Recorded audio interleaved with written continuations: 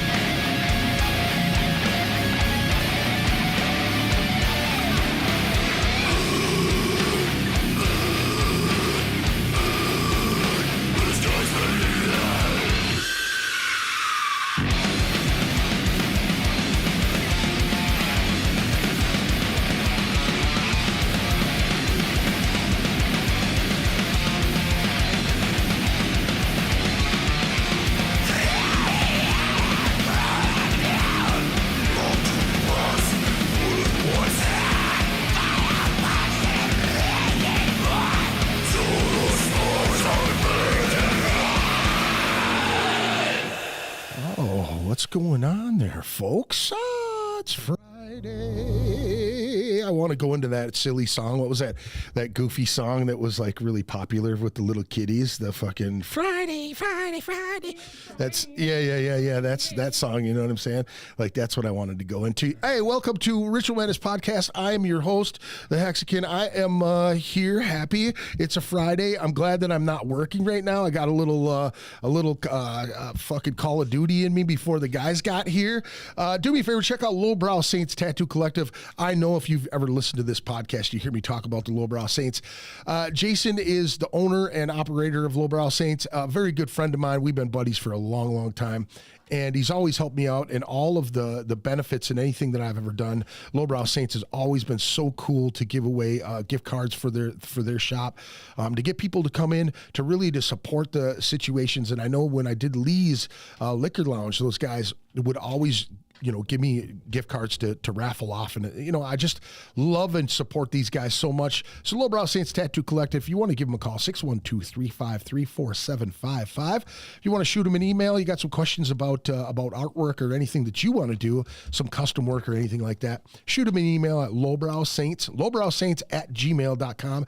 When you say at and then you in the middle of it says at, it sounds weird to me. It's like, at, go talk to them at Lowbrow Saints at. Just give me a call at. What? I don't have you guys up. That's my problem. Oh. See that? Oh. See, now you're all up in the goods, the wholesome goodness right there. Ooh. There you go. Now you guys are in it. All right. So we are here with the fellas from Synopsis. And what's happening? How's it going? How you guys doing? What's what it is? Great. It is good to see you, man. It's good Absolutely. to be down in the city. It's good to be doing shows again. Yeah, man. Now, so you guys are coming back after a little while, right? About 4 years, yeah. 4 years. Now, what happened that all of a sudden? Oh, let me stop. Why don't you introduce yourselves before we get going? Introduce yourself. Tell me what you do in the band. I'm Brad. Some people might know me. Some people might not. We'll see how that turns out in the next coming year. I play the guitars. I used to also do vocals on Synopsis, but more on that later. But yeah, right now so I'm Brad. I'm Dominick. I play drums. I like to hit things. Yeah, Yes. nice. He likes to Be bang loud. the drums. But yeah, so what was it? So me and Tony and Robert formed the band back in 2017. We were originally Face of Deceit. We ended up changing our name to Synopsis, rebranding and stuff, and that's when we put out our Hell's Wrath EP. Okay.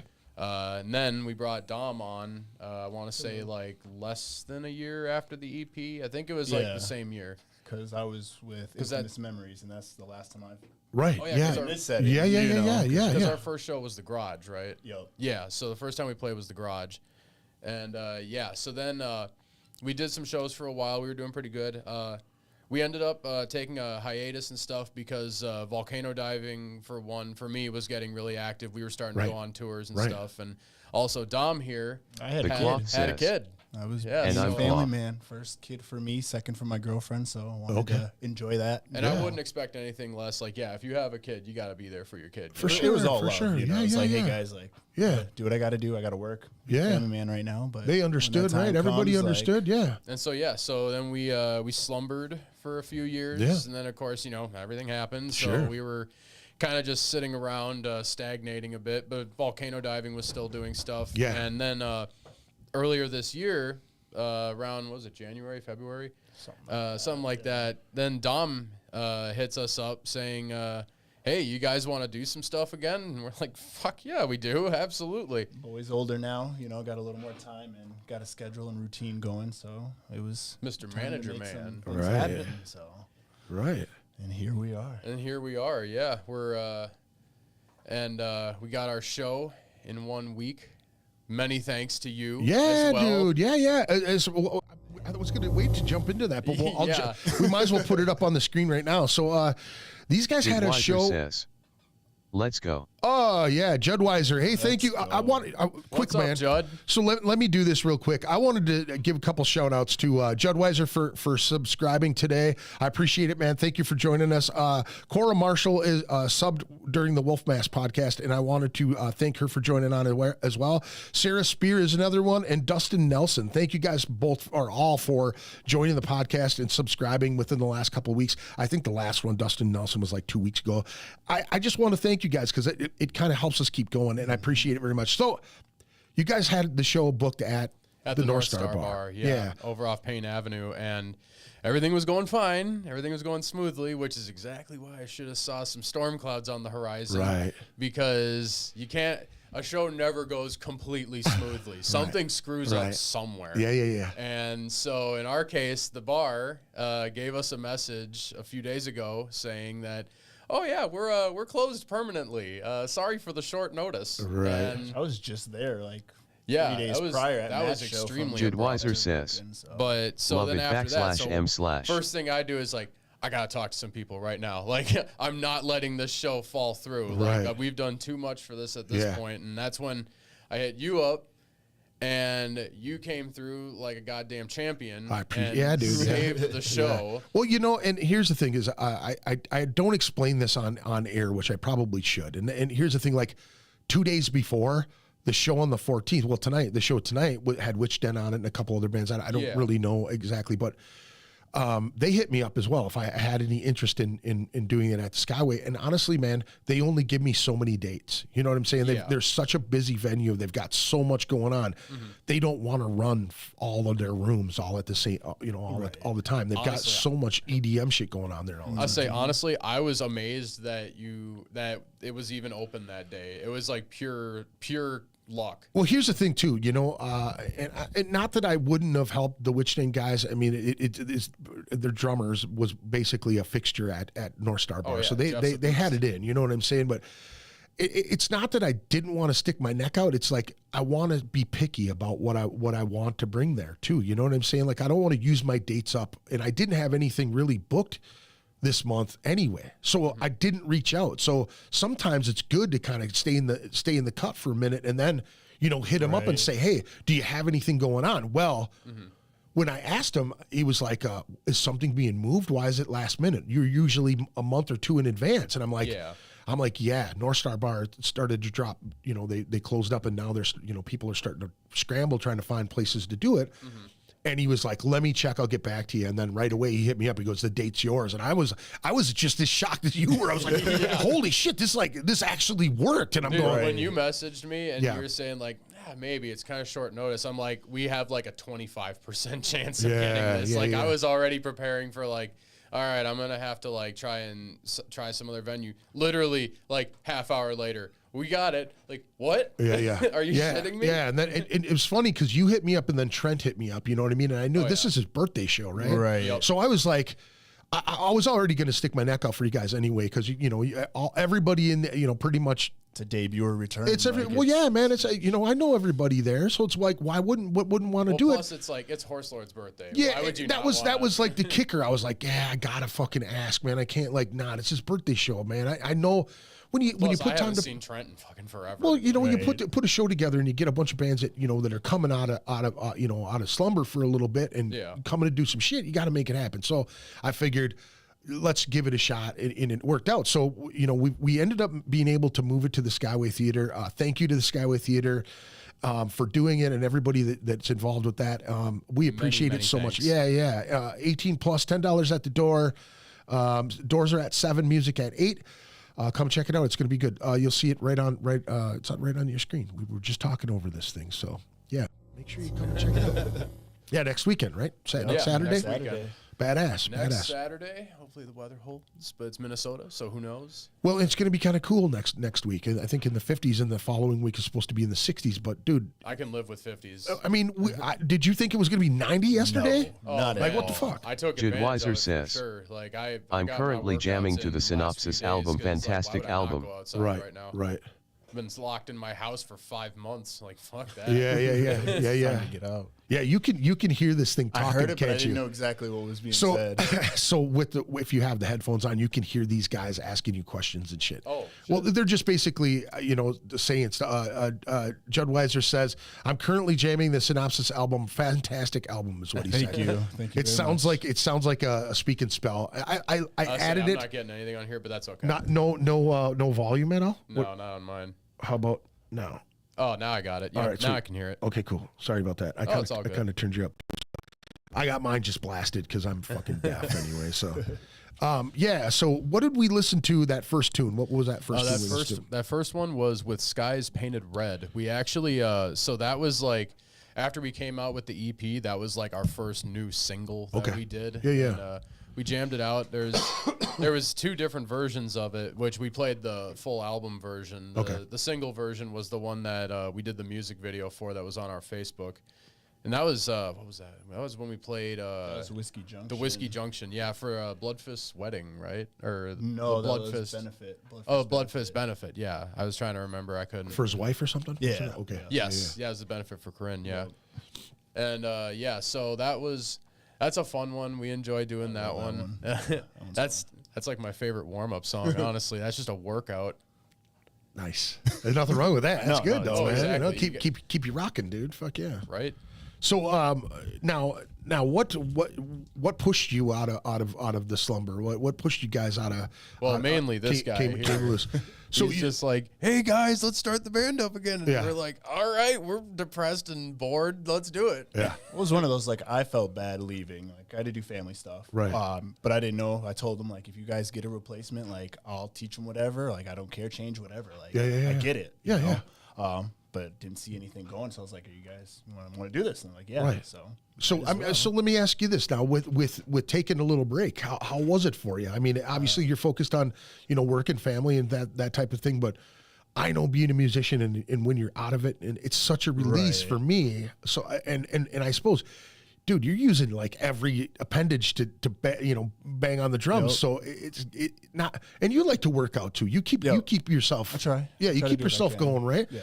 So it's not like you didn't have the dump. I just feel like with being in a band, it's such therapy. You know what I'm saying? Like, did it mess with you at all? Like just taking a little bit of a break? There was times that, my girlfriend, shout out to her so much. She's like, could tell my release wasn't fully there, right? Because basketball or drums, that's kind of my thing. Yeah. But I had my kit set up in the garage, and I have like heads that you barely hear it. They're silent heads. So I could still play, but it wasn't the same. Right. I jam out to Synopsis stuff. I jam out to local stuff, you right. know, but it wasn't the same. Right. So definitely needed to get back into it. So it was like itching. So was it just one of them things, like when you felt it, you were like, I think it's time. Checked with the household. Hey, are we good? Once a week, every other week. Can I practice? Cool, let's do it. Now I work downtown. I actually work 8 blocks from Skyway. I work at Hotel Indigo. Oh, nice.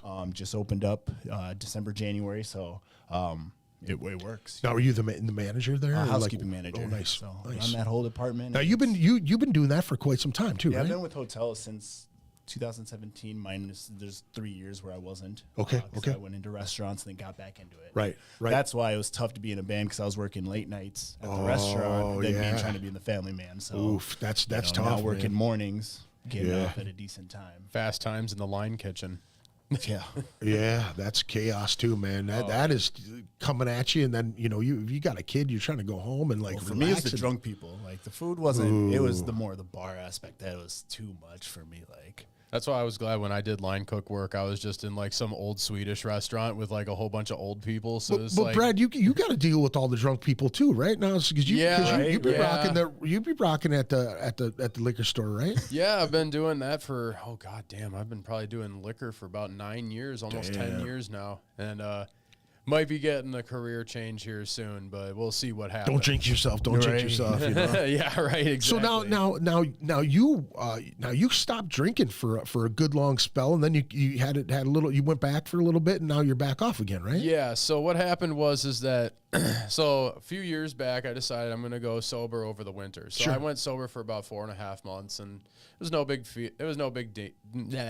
deal. I'm sorry, my mouth doesn't work. That's all right. But then it was, I got into dating some guy, and that all went south. You know how relationships go sometimes. Man, yeah. And I ended up putting back on a lot of weight, because I had, I'll be perfectly honest, I had made a lot of progress. I had gotten down to about 215, and then I had to deal with a breakup, started drinking again. And what were you at? Sorry, I didn't mean to cut you off. Oh, no, it's fine. What were you at before you dropped down to 215? Before I dropped down to 215, I was at 275.6. And I dropped down to 215, and then when I gained again, I gained all the way up to 289.5. Damn. And now I'm down back to 216. I'm saying damn, like that's I haven't been down to those weights since like high school and shit. You know what I'm saying? Like, I'm amazed my heart's been able to handle it. Yeah. Losing and gaining that much weight in like 2-3 years has really been weird.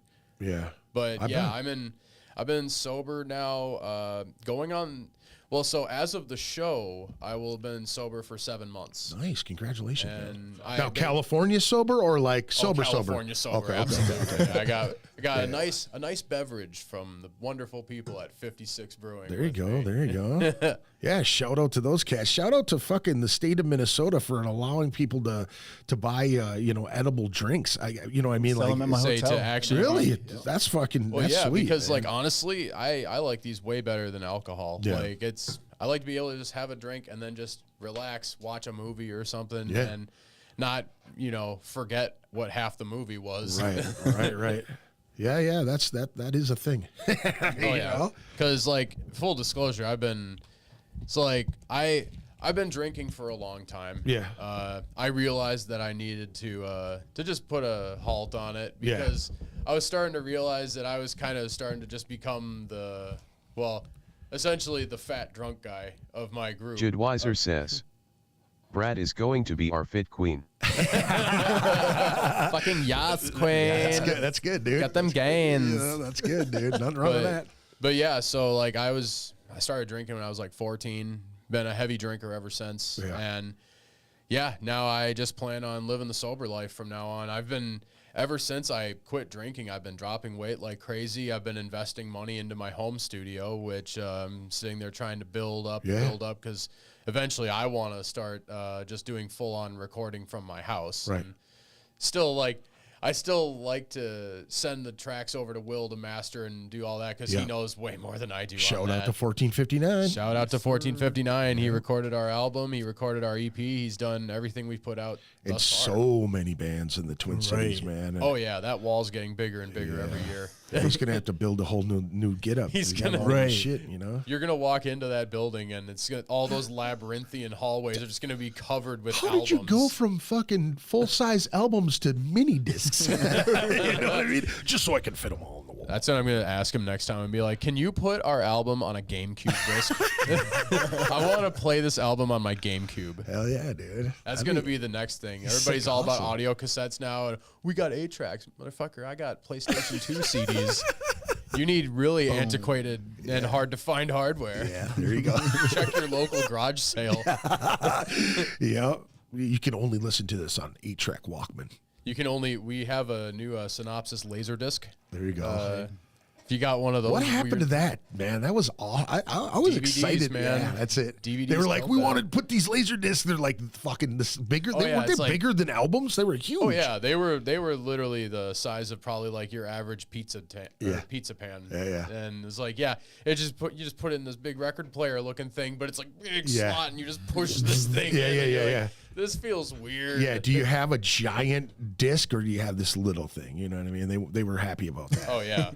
It was like, that's Nintendo looking into the future because they're just like, oh no, we don't want to use cartridges. We want cartridges. We want cartridges. Oh, and you can't have them anymore. Okay, well we get tiny CDs. Yeah, we got to throw them on a floppy disk. There you go. That's pretty sick. Be a new wave. Old school. Good luck Man. pirating Mario now. Yeah.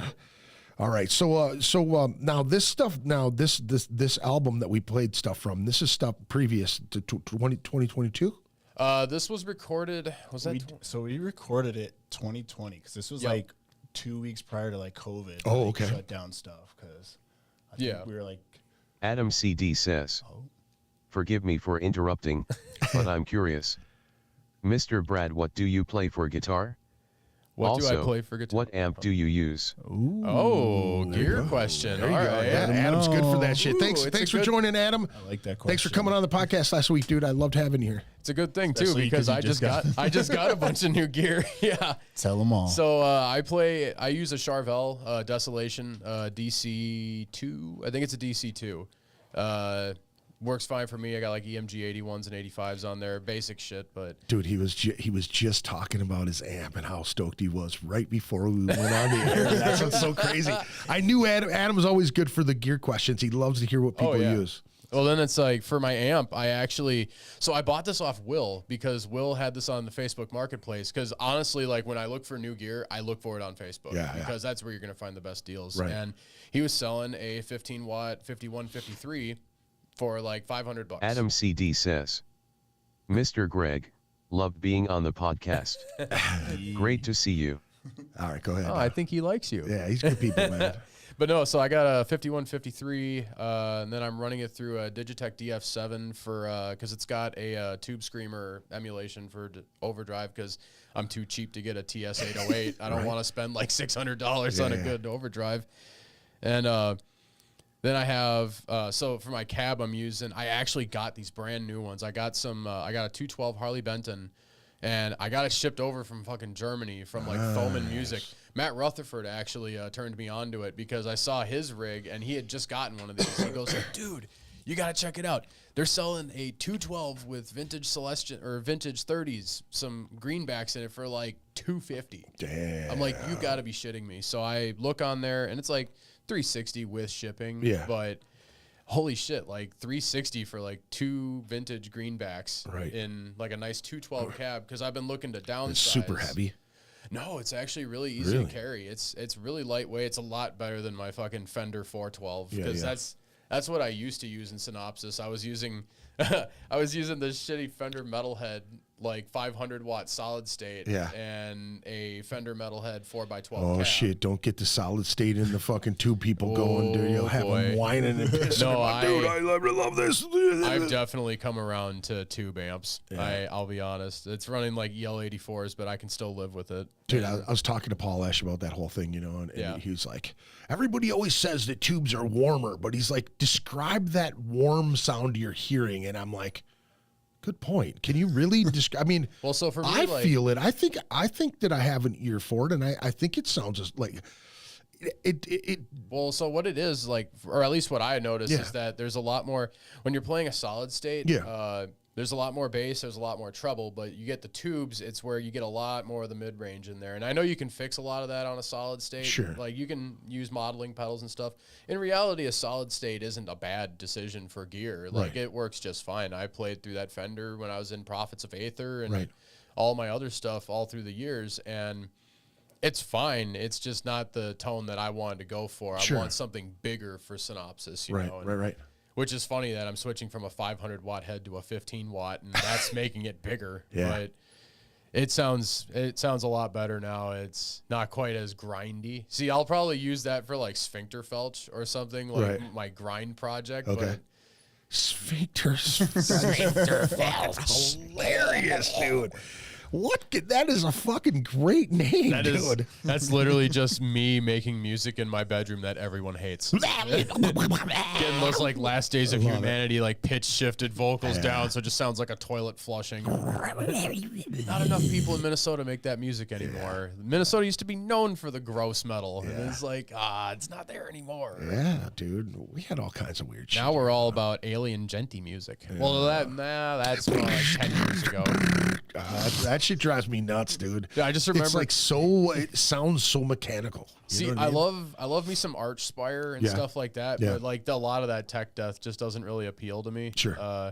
I like Archspire mainly because, like, Jesus Christ, those people are just master musicians. Right.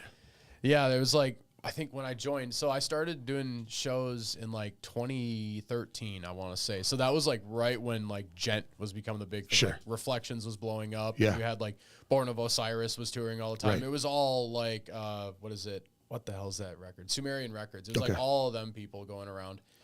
And so there's me like growing up on like just straight up like I'm listening to Severed Savior and Disavowed and stuff like that, and then all of a sudden it's like, no, that's not the popular music anymore. That's not the thing. You can't karate kick people to that shit, dude. You're about like 5 years too young to be part of that wave. Did you get into the whole karate kicking thing and shit? No, hell no. I'm too fat for that. Dude, that's what I and it's like I make fun of myself for being a chubby dude and shit, but I've never been a karate kicking dude. I mean, I took karate and did all kinds of that shit, but I never thought about going I'm good with pushing people in a circle. You know what I'm saying? I don't need to like swing my arms like some karate kicking kid or some shit. Are you guys going to Sioux Falls Death Fest in June? Slam Dakota Fest? See, what was the date on that? June 9th, I think. June 9th. Yeah. I should. Didn't you guys play last year, the year before or something? No, Volcano Diving played. That was actually. Was that last year or 2 years ago? That was 2 years ago. 2 years ago. That's that was 2 years ago. That was. Fun time, dude. Oh, yeah. 2 weeks after that weren't, though. But the show itself was fun. What happened to the 2 weeks afterwards? Some motherfucker gave everybody the Rona. Oh, that's right. Yeah, there was like 15 people that got it that day. Brian was one of them from Dude, Croc. I was right next to him the whole day, and I never got it. Well, I know the guy who gave it to everyone. Who was it? It was like some guy, some local over there. He was like some kid, probably like 22 or something. Long, dark hair. He was just... We're just calling his ass out right on it. Yeah, that motherfucker right there. I mean, realistically, that dude committed a pretty serious crime. Like, that's... Well, but did you die? But did you die? Then You know what right. it's like, you're Are you all still right. here? Yeah. But he was drunk as hell. He was throwing beers at the bands and shit. He got Oh, thrown yeah, out. I know what you're talking about. that Yeah, dude, yeah, the yeah. dude that got thrown out, that was him. Really? The Rona guy. Yeah, he was stumbling around, fucking with people the Dude, whole that time. guy, Right? that guy was a mess. Yeah, yeah. Like he came up to me. Was he and like? He was like a native dude, wasn't he? I think so. I'm Yeah. not sure. I wasn't drunk that night, but like I try not to headbang as much anymore because like it gets me like all fuzzy Sure. afterwards because Yeah. I'm essentially giving myself brain damage Right. most of the time. But Well, one way or another. one way or another, yeah. So I was having a few drinks and stuff, but so like I forgot the guy's name. Yeah. And it happens, you Yeah, know, yeah. it's nothing personal. You just forget someone's name. Yeah. And this guy goes, What should we call him right now, though? Let's give him a name. douchebag. No. We got to give him a name. Oh, we got to give him a name. How about Ernie? Ernie. Okay, Ernie's good. Yeah, Well, yeah. fucking Ernie. Fucking Ernie shows up throwing beers, giving people fucking Corona and shit. What's Yeah, up? douchebag. Not even the beer, like the beer Corona. He's giving you straight up fucking. Yeah, he's getting us the bad shit. Yeah. But so You yeah, can't even he- drink that shit. But so he was like, "Oh, you musicians, you don't give a shit about the fans." And he does this while smiling at me. Then he spits on my hand, and then he kisses my hand. So you got sick. I've never received such mixed signals from a human being in my entire life. I just stood there with this stupid look on my face, which I'm sure everybody would have thought was hilarious. I'm just the most confused I've ever been. Dude, in my I think life. I seen him kiss your hand. it was weird. It was kind of by the door, wasn't it? Yeah. Yeah, I It was did see really that. weird. But anyway, so yeah, hopefully I'm hoping to get out there this year. We'll see what happens. I'm going to be going out to CDF this year. Okay. So I'm going to try and work that in. I'm also going to be flying out to Virginia, see my family and stuff. I've got my biological mom out there, my little brother. So I'm going to be out there for a couple of weeks. And so I'll try to fit that in. I'll see what I can do. Yeah. Because it would be good to see Les and Andy and all those people out Yeah, yeah. there. See, oh God, it was fucking. See, now I'm trying to remember names and I'm terrible with it. Ernie. Ernie. Yeah. Can't wait to see Ernie again. Fucking Ernie, dude. Where's Bert? Motherfucking Ernie. Yeah, it was really crazy. Last year, there was like, there was a Nebraska guy, a guy from Omaha, me and Rob Carlson, Oh, was that what and I is it, think Kyle? one more cat from the NYDM. Where there's like 4 of us there, right? Oh, okay. But there was like this little scrawny cat running around. We're going to call him Bert, okay? Okay, he'll be So Bert. Bert was like running around, right? And he had a vest on, and I was like, "Oh, who's this motherfucker?" But it was like a biker vest, you know what I'm saying? Yeah. Like it was like a club vest, you know. He was looking at me, I was looking at him. Well, there was a gal from Las Vegas there. I believe she's from I think she's from Las Vegas. Anyway, she spilt a drink on her chest, and the guy came up, and she had a huge rack, and he's up there rubbing on her boobies and shit. Somehow when we left, like nothing was said, but somehow when we left, it got brought up that the NYDM was involved in it. I'm like, not any of the Oh, dudes no that were shit, there. really? Like, what the fuck are you talking about? Yeah, she contacted one of our members in Rhode Island, who's international, like way above me, you Yeah. know. And all of a sudden, she started reaching out, and people. And I was like, nah, that ain't the guy. And all of a sudden, I contacted her, said, I'm sorry that happened. I if I would have known, I would have fucking karate kicked that dude in the head, you know? And she's like, oh, it's all good. I thought it was part of you guys because I just saw the back patch or whatever, but I was informed that it wasn't. So it's like people were, I was taking photos, and there was another photographer there, and we actually got a photo of the guy. And it was kind of funny because it was like, it went around, like Yeah. from Vegas to like Rhode Island to Say it bounced like across all the over the country. country. Trying to figure out who fucking Bert was. You know what I mean? We got Ernie the year before, and then Bert the year after. Fucking shit up, man. Like grabbing titties and giving people Corona and shit. It's like South Dakota's wild, man. It is wild. It is a wild Oscar place. will be there this I year. will say it. That's, What's that? Oscar will be there this Yeah, year. he'll be a Probably. grouch. Yeah. That'll be me. I'll be the grouch. Hanging out in the fucking can and everything, dude. Oh yeah, dude. I'll just be. come here for some death metal. I love trash.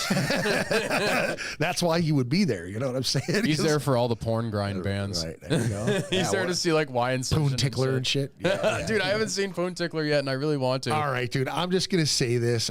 No offense against them and whatever they're doing. Craig Rosensbeard says, "Get Chipole cheer fans and casters." Woo! What's up, man?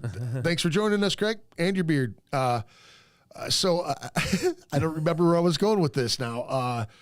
What was I saying? We're talking about what porn grind? Oh, Oh, yeah, Poon Poon Tickler. Tickler. Yeah. So They had the drummer, and I cannot remember what band it was. So, damn it.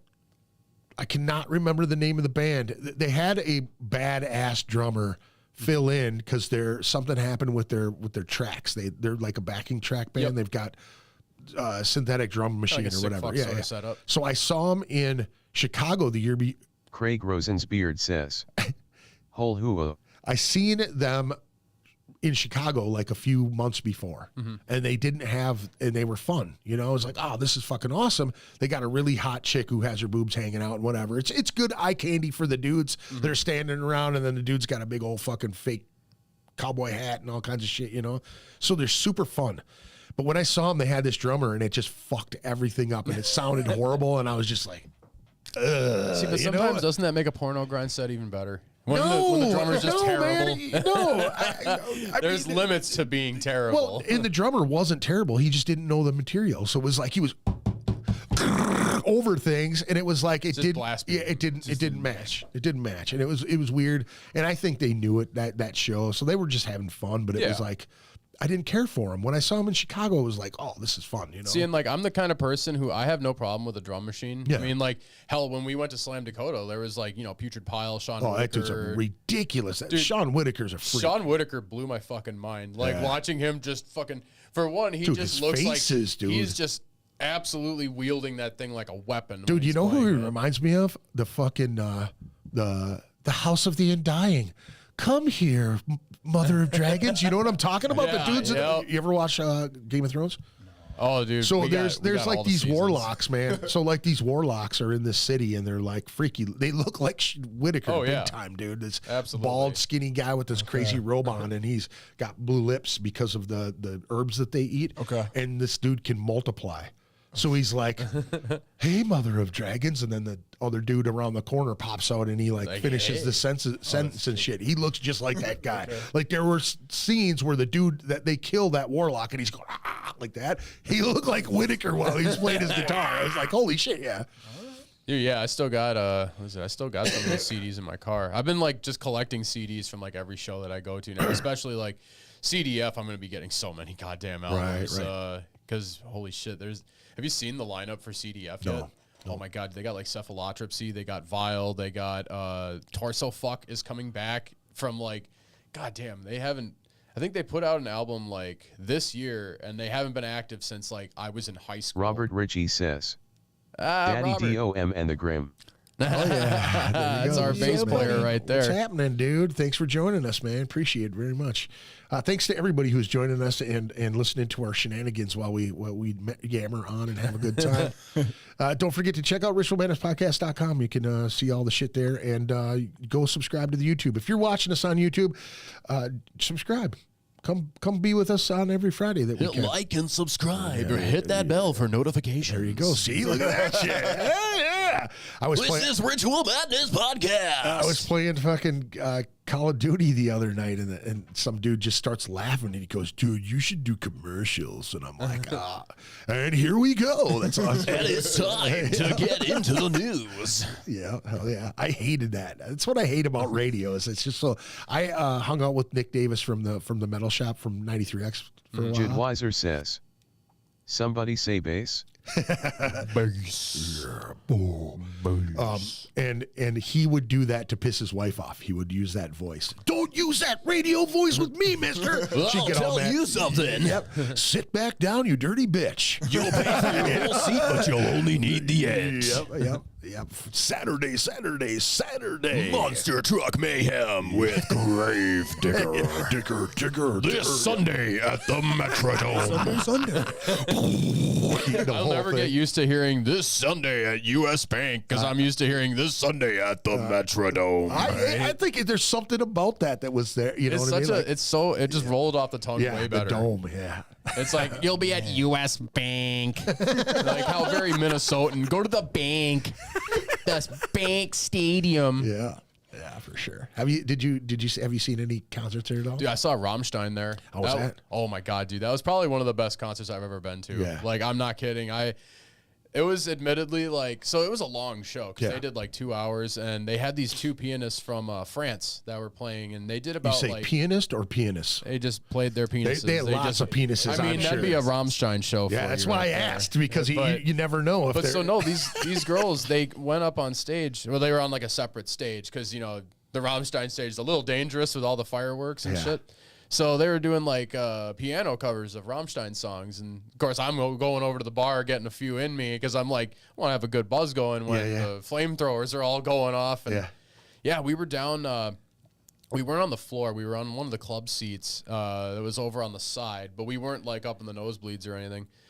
But still, like, goddamn, when they did Zona and like the pyro towers were You just going, feel it? Yeah, you could feel it, even though the pyro towers were probably like way far away from away. you. You could feel the heat The from radiate, it. yeah, that's insane how you can feel that. And dude, seeing Till Lindemann still do all the shit he does when the dude's almost like 60 or something, like I can't believe it. That dude, he's a scary dude to me, man. but he's such a laid back guy though. Yeah. Like when you see the footage of him like outside of the band, he's like fishing and just like reading a book. Like he's a super reserved guy. Yeah. And A dude from Behemoth, what's that cat's name? Nurgle? That dude cracks me up too, because he's like, you know what I mean? He's just doing rando shit. And he's just doing whatever he average looking, does. and then you see him with all the makeup on, and he's like the most satanic dude you've ever seen. You know? Yeah.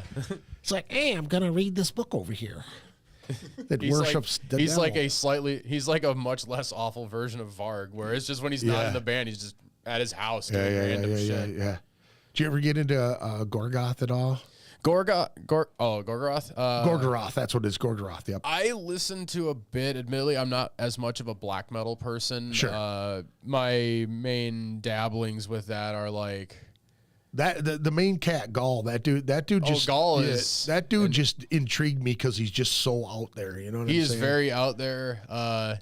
Kind of like one of those people that you love to hear about, not so much someone you want to actually directly talk to. Yeah. I would talk to him. He seems I mean, like I would probably talk with him, but he just seems a little like a loose cannon. You know what I'm saying? Like he- this dude wants to well, he- light people on fire and shit. I mean, he did like tie up a dude in his basement and torture him for like 4 days or something. Yeah. I Did he don't know. bite the guy and shit? Didn't he do I it? think the guy might. I think it might have been a mutual thing, but at the same time, it's probably at one first of those. though, wasn't it? It feels like it might have been a bait and switch. Like maybe they thought it'd be a little BDSM play, and it's I've been in this dungeon for 4 days now. This is a little distressing. Hey man, I've been screaming my safe word for like 4 days now, dude. You know, honey bear, Pineapple. Yep. Yeah. So is that what you want? He's just greasing up a pineapple, ready to give it to him. You know what I'm saying? No, you know what I mean? Dude, that sounds like it would hurt, dude. You catch a pineapple in the keister, dude. That's not good. I mean, ever since I say been a fear of mine ever since Little Nicky. Oh, that's fantastic. So now that you guys are back and working on some stuff now, are you working on new material now? Oh, yeah. Are you putting things together for the next? Yeah, we're gonna actually be debuting a new song at the show.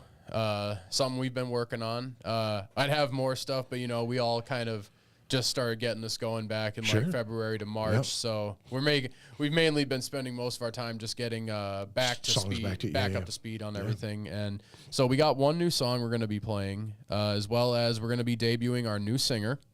Awesome. So that's been a big thing too. Is Yep. like, working with a new vocalist. Awesome. Too. Awesome. Yeah, so that's the big secret. We do have a new singer. And You can tell people who it is. oh, Is not it yet. Bert, No, or I is don't it want Ernie? to. I don't want to spoil the surprise. It was for Ernie, you. wasn't it? Oh, You yeah, picked it'll up be- fucking Ernie. That's why you. Be like when he kissed my hand. That's I just why you knew. didn't say his name, because Yeah, he you joined your gotta- band and shit. It's actually Exactly. Elmo. Yeah, it's Elmo. See, just like that, exactly. But no, so yeah, we've been. Awesome, dude. Yeah. Elmo.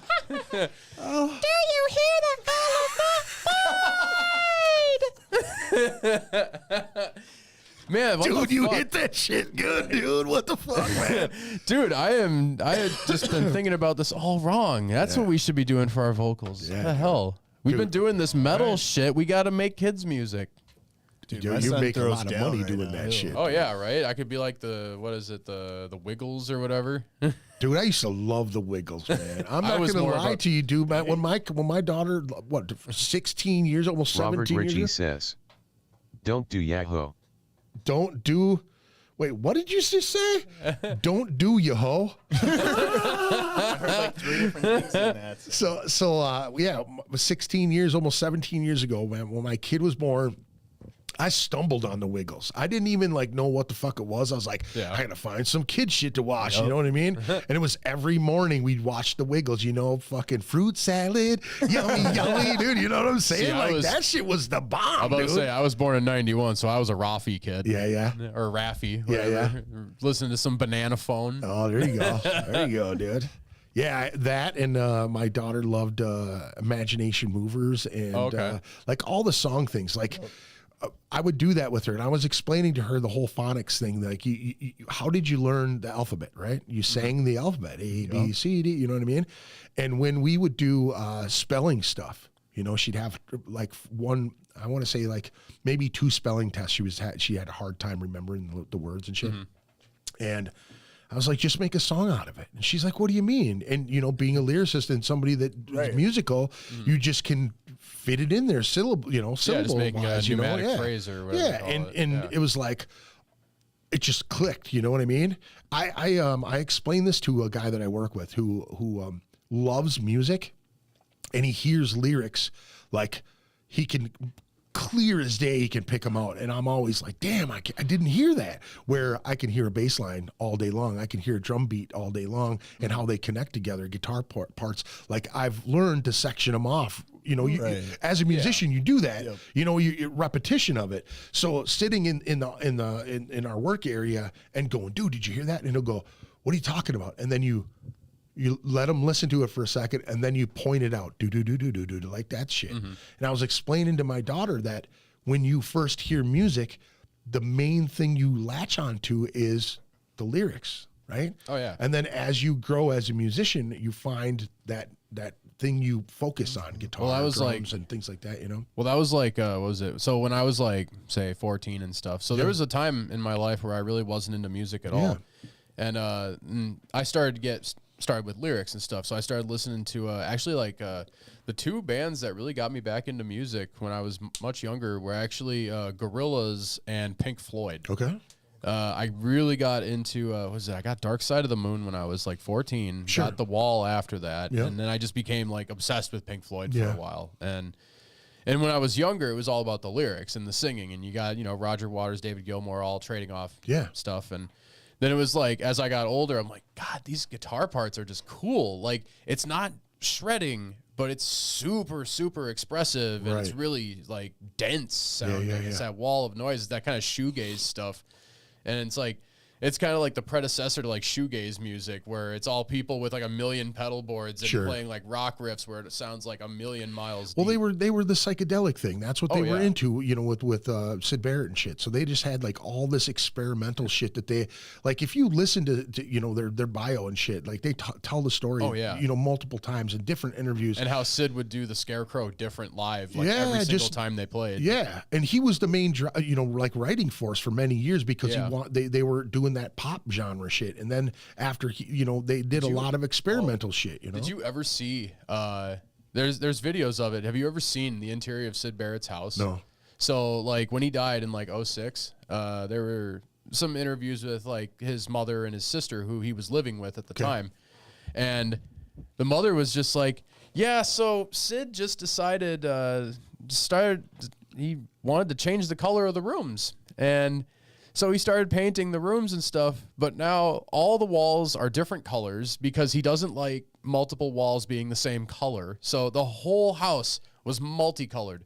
So like one wall would be one color, the next wall would be the house was just straight up like schizophrenic. It was absolutely like off the wall ridiculous. Well, that was his thing too, right? The drugs fucking got a hold of him. And he just never came back from Well, the story about that was that actually he went out on a trip with I think some people from the label or something. He went out for a weekend with some friends.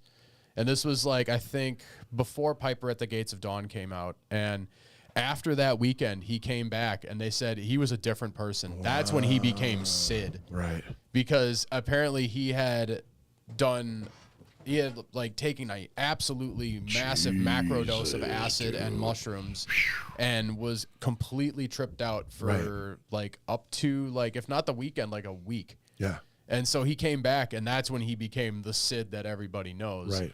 I know a lot of like random Pink Floyd trivia, Yeah. which I'm sure is what everybody tuned in to listen to. Yeah, fucking now like, you just learned something. let me tell you something about Roger Waters, okay?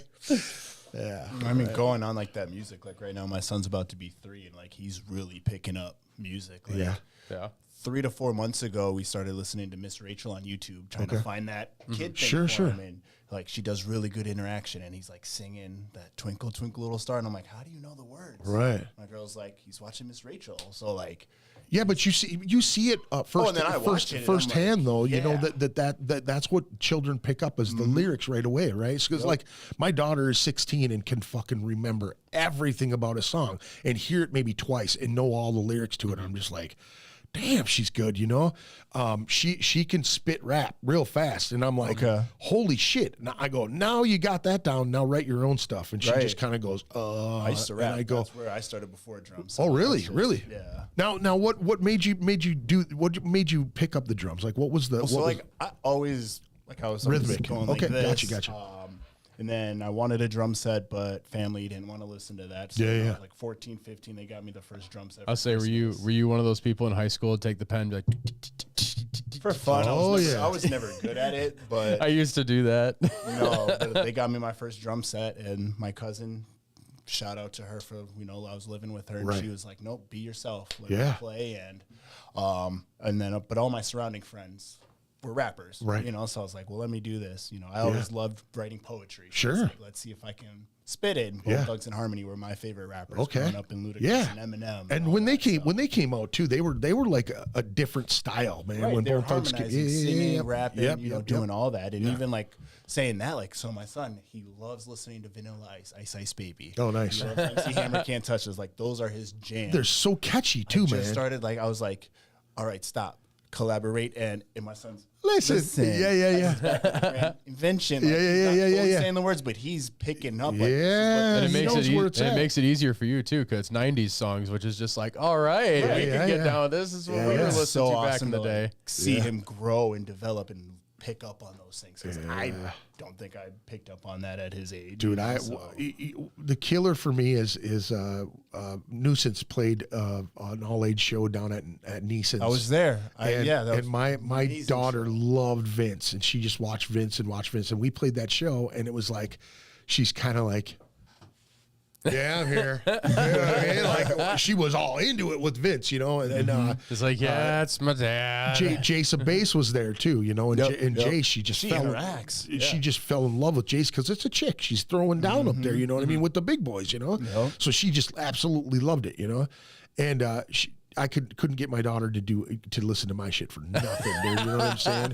And then out of the blue, we were driving one day, and one of the songs came on, and I was explaining to her what I wrote it about. It was about my grandfather passing away and shit. And then it was just really something that connected with me, and I explained it to her and how everything went, and she was getting the cadence of it. Like, you could tell that she was like, okay, I really understand what he's saying now all of a sudden, Well, also your vocals on OTM are just super unique. Like, thank you. I don't know anybody else in like the scene who sounds like your vocals. Oh, thanks, man. I appreciate that. And yeah, I'm down with that. Thanks, I love man. that shit. I appreciate that. I had a really cool a guy who's writes for a zine who showed up at a show that one of the last shows we did in Milwaukee, and he's like, I heard the music and it sounded like death metal to me, is what he said, and he goes, I don't really care for death metal, and he's like, but when the vocalist sang, he was enunciating what he was saying, and I understood what he was saying. He was like. Right.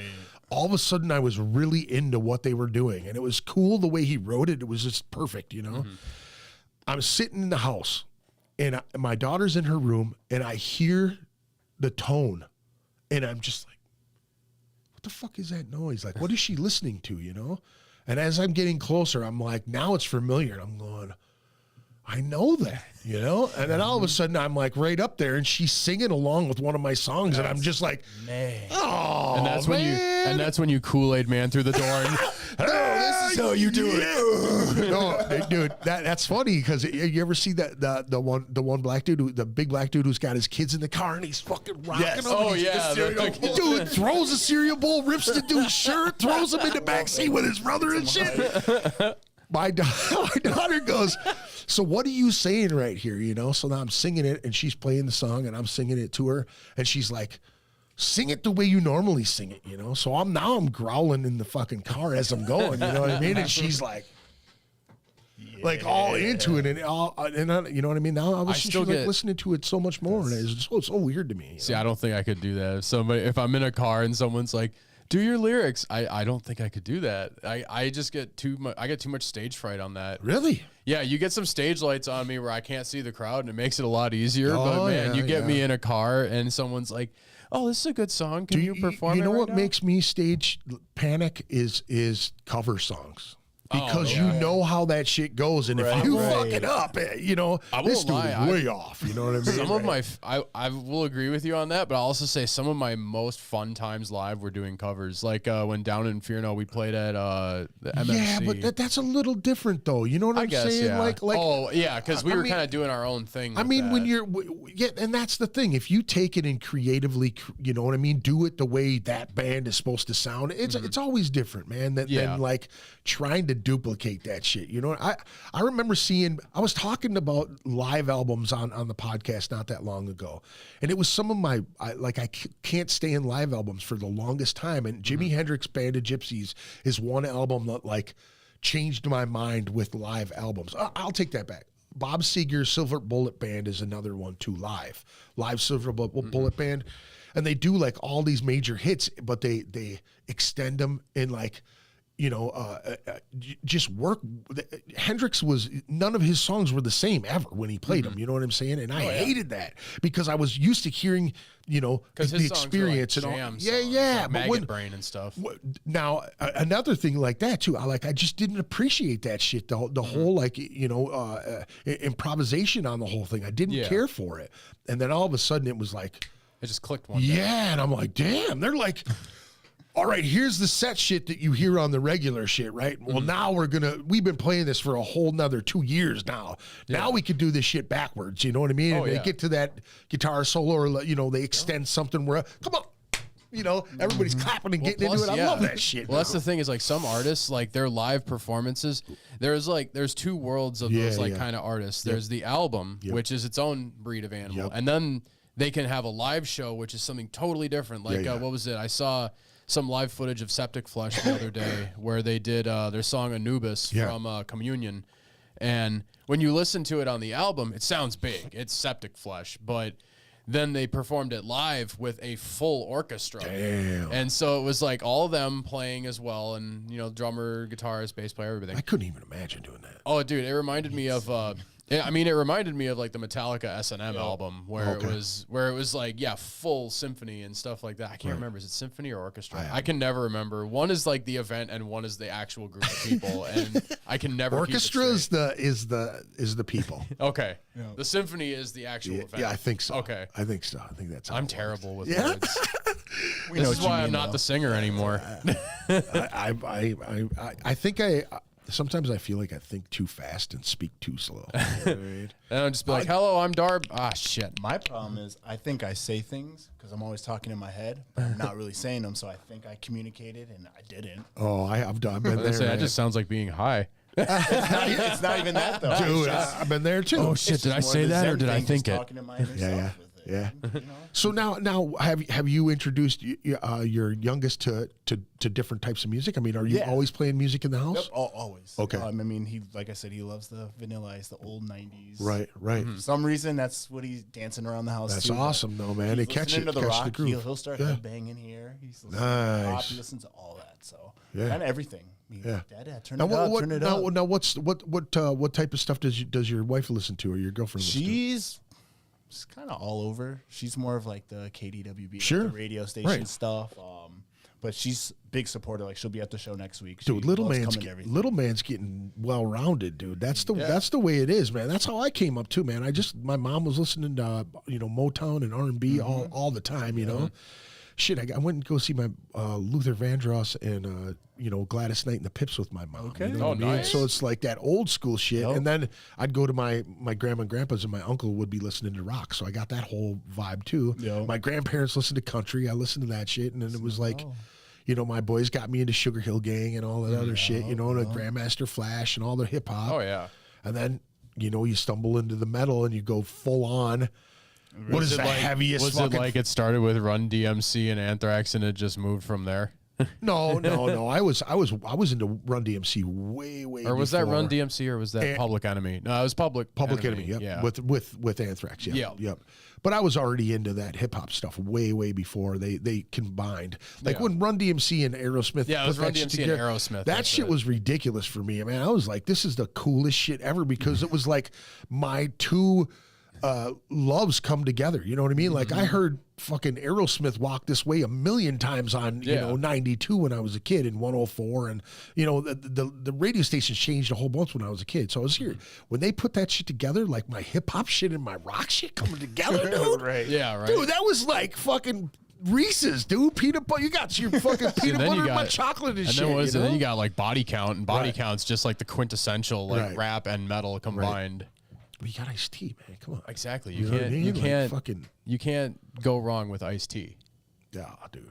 My son hears it all. I mean, Nice, I don't even nice hot day. It's some of the best stuff ever. Ice-T on a nice hot day. Come on exactly. vibes. Now this motherfucker's an actor and shit. He's been a cop on. This him motherfucker and Ice Cube. he would have never been a cop in real life, dude. Oh, Come yeah. on. All of a sudden he's playing one and He shit. literally- Hold up, man. I'm not a snitch. Just so you know, I'm in the hustle. He's got fucking hustle. Well, that's why he's the undercover, Yeah, dude. Because he's just like, I don't want to be sitting there in a precinct all day. Right. Like, I already have a song called Cop Killer. Like, that's not going to fly. That's even crazier, dude. You know what I He mean? literally- Wait a second. You've man. heard Wait, that, because like the intro to that song is like, I want to dedicate this to the people of the LAPD. And it's just like the most obvious, But like, that's the craziest thing ever. Where in a casting director in the fucking world is going to go, we're going to make Ice-T a cop after he made fucking, you know what I mean? People talk they're about- like, he's not going to say yes to it. And then Right. they ask him, and he's like, yeah. I'll do it. Dude, people talk about like, How much we you got. get paid? Right. Sure, I'll be a cop. Dude, people Not talk in real about life, not in like people talk about like the Mandela effect and like, 2012 is when we switched timelines. Like, no, man, we switched timelines in like 1992 when Vanilla Ice did Ice Ice Baby Right. and just used Under Pressure's bass line, and nobody said a word about it. Yeah, right.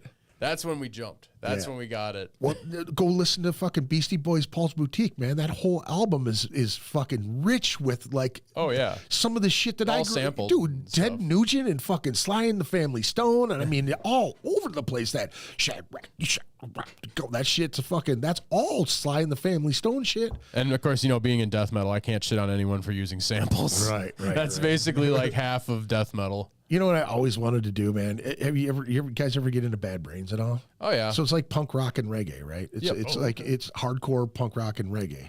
I always wanted to do a death metal reggae band. I mean, really? just from chukka to just right into fucking gore, dude. You know what I mean? I've always Dude, wanted that'd to be do awesome. that. Yeah, dude. Just you never, you know what I mean? It's like you'd have to have one Rasta dude, because you can't have a death metal dude, doing the whole fucking bumbleclot shit. It's like, we are hostile Rasta. Right, something, man. That is the shit, Rasta. dude. Yeah, hell yeah, dude. That'll be our next project. That'll be go. a side project. There you go.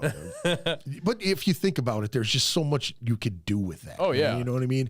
That groove, that stoner groove, that is reggae music, and I mean, even you could incorporate some of that sludgy shit too. You know what I mean? Some of Just that, like, I hate God Yeah, stuff, dude, yeah. just heavy crowbar type shit into some reggae, into blast beats, dude. That'd be ridiculous, man. From both sides of the Gulf of Mexico. Coming together. Yeah, like a fucking that would be super fun, I think. Dude, I saw there's this band that just came, or they had a new song come out. I gotta remember the name of this band. It's really fucking with me. I've been trying to remember it all day, but they're a Polynesian metal band. Okay. I'm gonna find this. I know. Yeah, I'm sitting on my phone right now. No, looking don't worry through about it. You're YouTube. good, dude. This is how I How utilize dare my you. time. No, it's all good. Where the? Oh, okay. Here we go. Go ahead. I'm such an old dude. I can't figure out how these things work. You don't have glasses on yet, so. That's true. I have my glasses here, but I'm not using them because that's for wussies. No, dude, I'm to the point right now, man, where my eyes are starting to. Dude, go. I don't even I'm use turn signals. I don't want to broadcast my movements to people. That's a sign of weakness. Yeah. Wait, that's right. I can just look up my Facebook. I'll just keep looking for this in the background. No, it's all good. It's all good. Let me do something here. I will actually. So next weekend, these guys are playing at Skyway Theatre Studio-B. Pandemic Inc. How did you guys get the Pandemic Inc. guys to come back? Well, out? so we had I played shows with Chuck before. So when I was in Prophets of Aether, my first band, we actually played with Pandemic a lot. And Craig Rosensbeard says, I love a huge rack. Yes, you do. There's nothing wrong with a huge rack. Well, unfortunately, mine's gone. So yeah, you lost him, buddy. I could probably still get a trainer and get like a bit of lift separation. I used to have a. Man, it's gonna be hard. It's gonna be a lot harder to sell merch now. Nice. I used to be able to sell socks off my feet. I actually sold. I'm not okay. Honest truth. I actually sold a sock off my foot once at the Keller Bar. I was playing with volcano diving, and like there was this one dude who I think he was ridiculous, dude. Oh, dude, this guy was so drunk and gacked out, and he was just like, says, Pandemic solid group of guys. Yes. hell yeah, dude. I agree. But like, so we had finished a show, and this guy was like clearly just plastered and like gacked out, and he just goes up like, "Can I buy your sock?"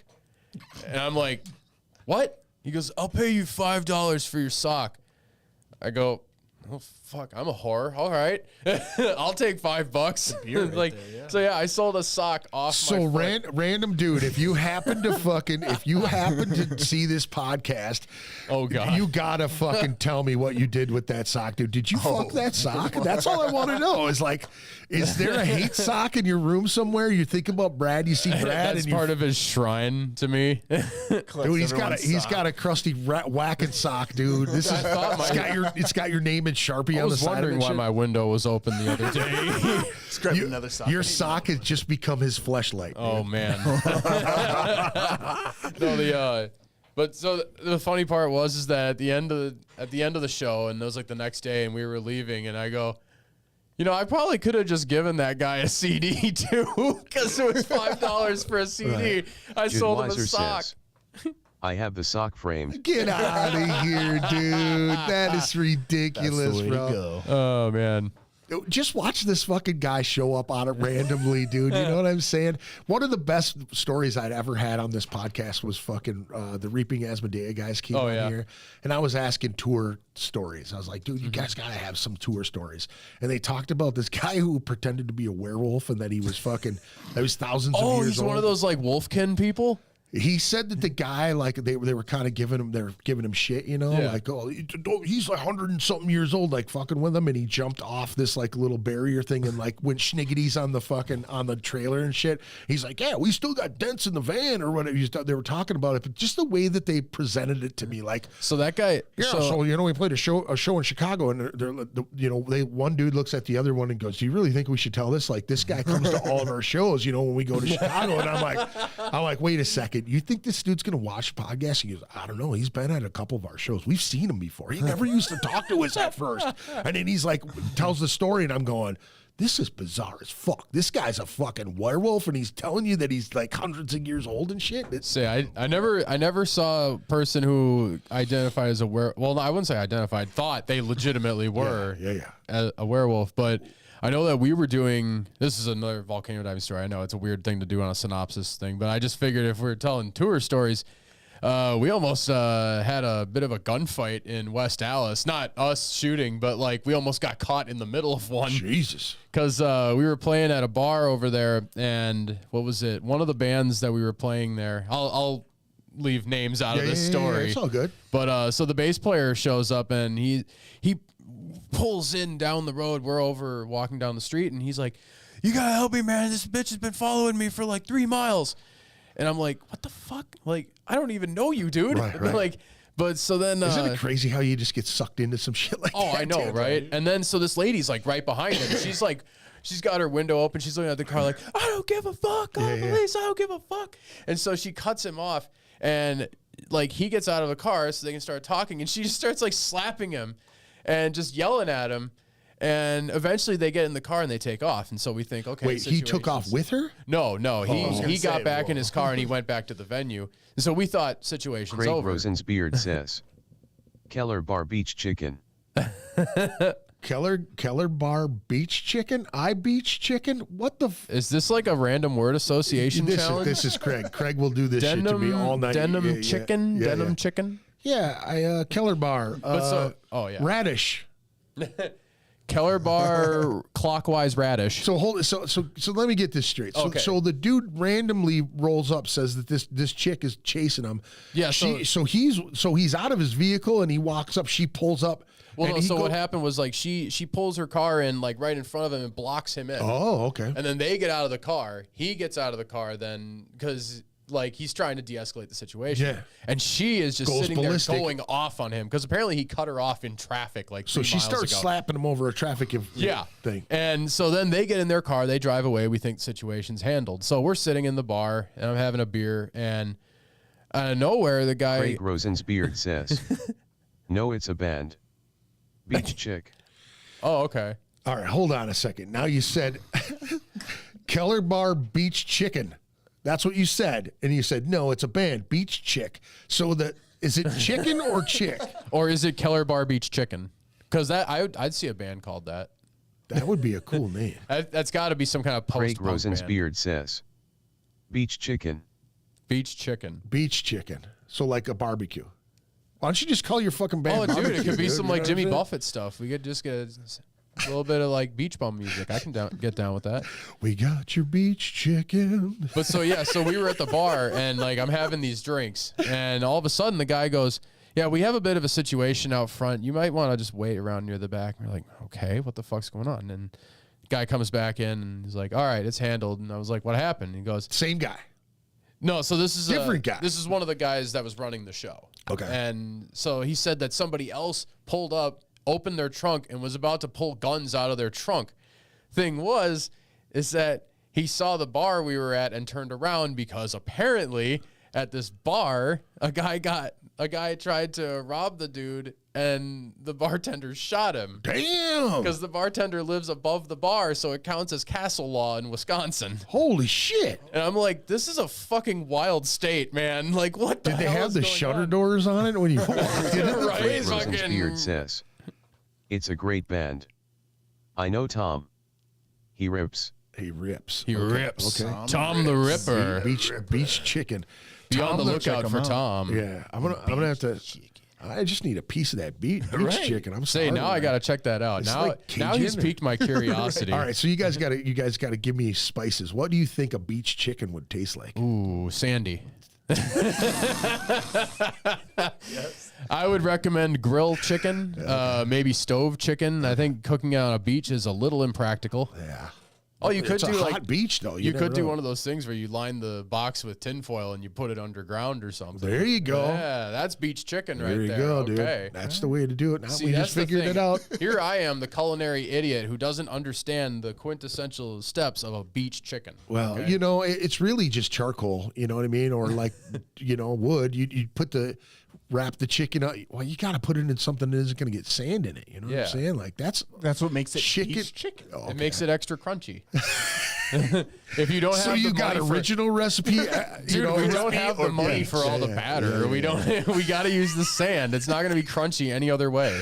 Oh God, it's like you hear your egg batter into the sand, into the fucking. They're just listening to the podcast, like fuck this guy. All right, you lost us, man. Beach chicken. Here we go. Beach chicken. I gotta check you guys out. We're You watching sound Rogan. awesome. It's over, dude. Fuck this shit. These guys are talking about chickens and beaches and shit. Yeah, I mean, so the guy rolled up. He was popping trunks and shit, ready to bust caps on motherfuckers. Yeah, and the thing is like the guys running the show were strapped. The bartender was strapped. Like, and you're just an average Joe, just ready to get Swiss cheesed over some shit. I'm just some fucking nerd from Minnesota, and so the situation got resolved. But I'm like, wow, I've been in West Allis for about like 40 minutes, and already we've almost been in a gunfight. Damn, dude. That's some shit right there. I could run around Minneapolis just fine. I go to West Dallas once, and shit goes down. Oh, yeah, dude. No, it's a good place, though. I've heard there's some good shows that go on there. There's doing some good promoting out there. Yeah. Honestly, like, the venue was awesome. I loved the venue. Sorry, I'm totally like slacking on this thing. I'm sorry, guys. Well, it was just showing the fucking your flyer for like 20 minutes. That's okay. You don't want to draw a picture of it later. All right. I'm strapped. You're strapped right now. Oh yeah. Craig Rosensbeard actually teaches gun safety courses. Oh yeah.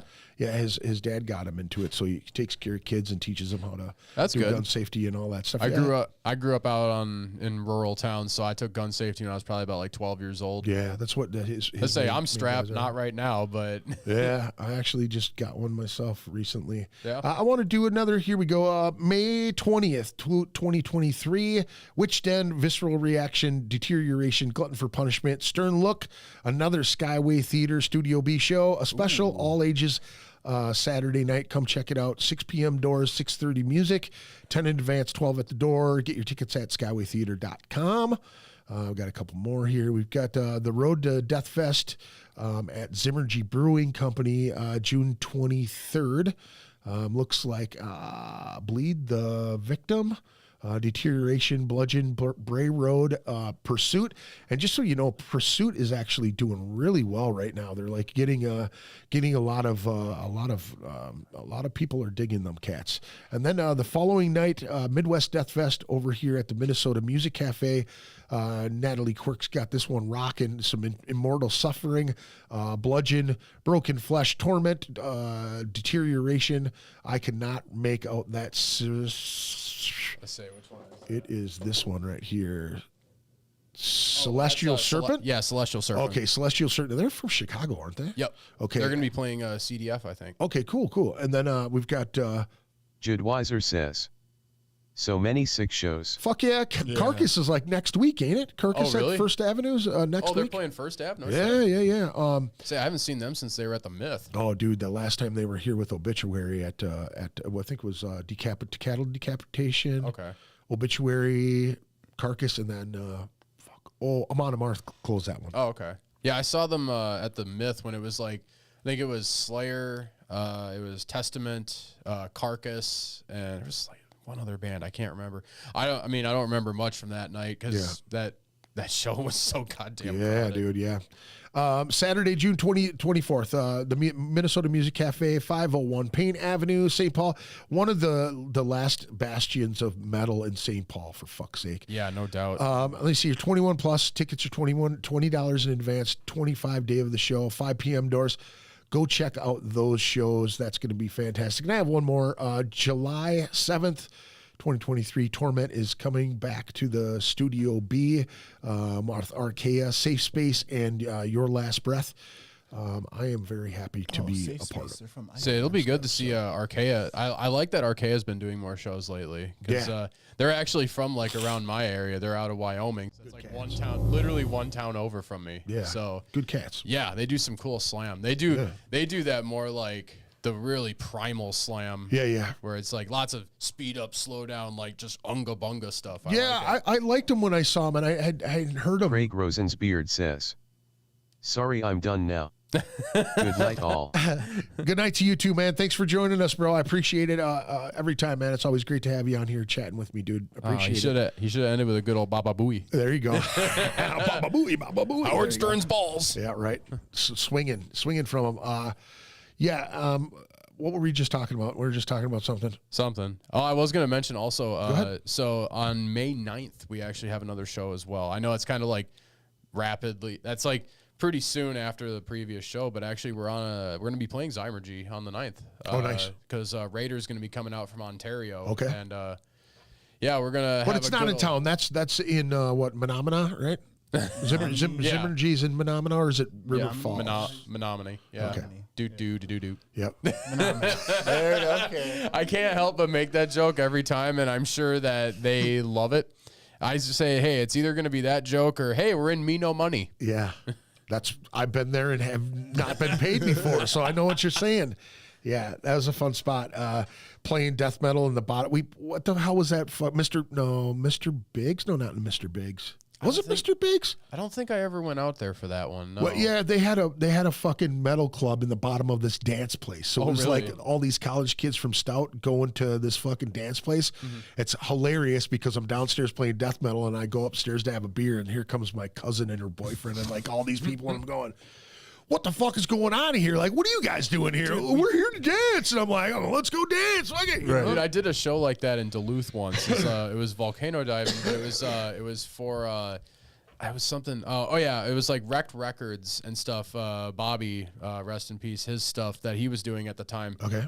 And we were playing like metal and stuff and other stuff upstairs, and then downstairs it was straight EDM the whole time. And I can talk about this venue more because they've been closed for years. Sure. So we get down there and like it was a really great show. Like we probably had like 150, 160 people there. Sure. And everybody was really cool. We got paid really well. It was one of our more favorite shows we've ever done. Sure. And they're like, oh yeah, you can go downstairs. There's a green room. And I'm like, all right, I can get down with a green room. Yeah. It's like I've snuck into the green room at the Skyway a few times, but I don't usually get one. Yeah. And so I'm down there, and it's like, oh yeah, free beers, and then Drugs! and then drugs. Yeah. And I'm just like, I'm all good, but there's like plates going around, and I'm like, yeah, I think I should probably get out of here. This is gonna get a little too wild. Oh, yeah. But that was a fun show, though. I've honestly. been the guy with the plate many times, man. The collection plate, except for I'm collecting your fucking nostril hairs, boy. But it's just like, man, of course that would be down in the EDM part of the venue. Dude, it would be. You get down there and it's just like stacks of songs. Dude, I did fucking security for God, who the hell was it? The Chemical Brothers or like Okay. one of those bigger ones. I don't think it was Crystal Method. I want to say the Chemical Brothers. But so it was definitely one of those drum and bass ones. Yeah, and you know, I'm doing security, and I've got a fucking Sucrets box with a bunch of acid in it. And my brother was there, and another one of my buddies, and I was just like, "You guys want to trip acid at this thing?" And they're like, "What? We're fucking doing security." And I go, "I know, let's do it." You know, so we're eating acid. And by the end of the night, it was just like we're sitting there, you know. The whole time I'm like, man, getting into really it, dude. These beats. Yeah, big time, man. When I left, too, it was like, you know, you got your brain on that whole you're fucking getting home and you're trying to like listen to something else and nothing. You're just like, hearing that. That's yeah. I've never heard Deicide with a fucking doom behind it, you know? You're like, ooh, Deicide Club Mix. Yeah. All right. Yeah. That's hilarious. Dude, fuck your God with like a really fast fucking right. That'd be great. I'm sure Glenn would love But dude, that. you know when they reach the parts too, and it's just going. Oh yeah, with the drop. fucking big drop. Yeah. You just got Glenn. And you're like, oh man, I think I just shat myself. The brown note. They hit the brown note in there. Hell yeah. So what was that one again? May what? That was May 9th. May 9th. And where was that again? That's at Zymergy. Okay. So, awesome, dude. Yeah, I played one show out there with, I think it was like Forced to Rot came out from Ohio.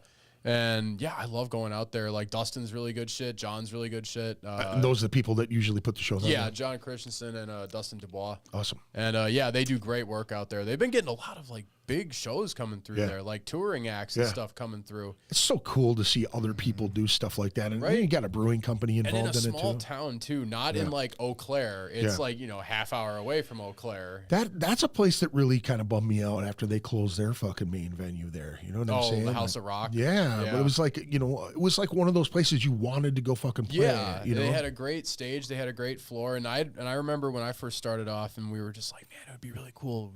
You hear about all these venues and stuff when you first start, and you don't know about the venue, but you hear of these venues. You see them on flyers, and you're like, I wonder where that is. And we always would see the House of Rock. Yeah. Like, oh, I've heard that you got to be like a good name band to get on there. Right, it's like kind of bigger than the red carpet. Well, dude, you know, it was weird because it was like it was hard to get in there. It's like you had to be asked by a band that was already established to get there. You know, it's kind of like Club H2O in Madison. No Loving Place was one of the bands that was like, yeah, come on down and play with us. You know. Yeah. So Sublevel played there, and I think Craig Rosensbeard says, Sodom. Okay, now what about Sodom? Are you talking Sodom? Band. Sodom the German thrash band? They're German, right? Sodom, I think so. Yeah. Yeah. M16's a really good album, that's for sure. Said, sorry, I'm done now. Good night. So now Now, what are you talking about, bro? Like what? Like, no, you put your foot in the door. Now Yeah, you have to open the explain can of yourself. What sir. about Sodom, dude? What are we talking about here? Sodomy or Sodom? Are we talking about the band or the city? Yeah, Gomorrah. Something like that. Oh, I got Twin Gomorrah. Cities. Yeah, you get Gomorrah. You just go to the doctor. They give you a pill for that, right? That's what I heard. Anyway, I've never been that unlucky, I guess. Which surprises me. Got a drippy dong, eh? Oh, man. It dribbles when it should and doesn't when it should. Now, I don't know if I've ever told this story on the podcast. I probably have, but I told this the other day at work, and it was one of the. So, as a young man, I always wondered what it'd be like to get a hooker. Mm-hmm. I worked at strip clubs all the time. I never paid for second ever. You know what I'm saying? Craig Rosensbeard says, "Yes, please." Okay. So I was on lunch break. I think I might have told Craig this. Rosensbeard says, "Sorry, I'm drunk." Shut that fucking beard up, will I ya? can tell, Craig. Shut that goddamn beard up.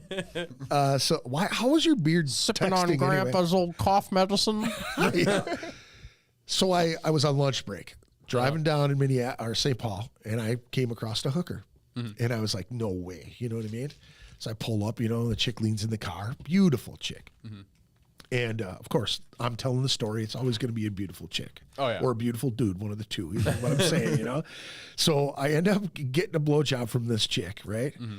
Didn't even dawn on me, STDs. I didn't think about it. I just paid for a blowjob, and I'll throw it here, $10 in quarters. That's how much I paid for it. I'm not gonna lie. $10 in quarters, dude. It was not just that stretch of the story. Just that stretch of the story is a golden spot.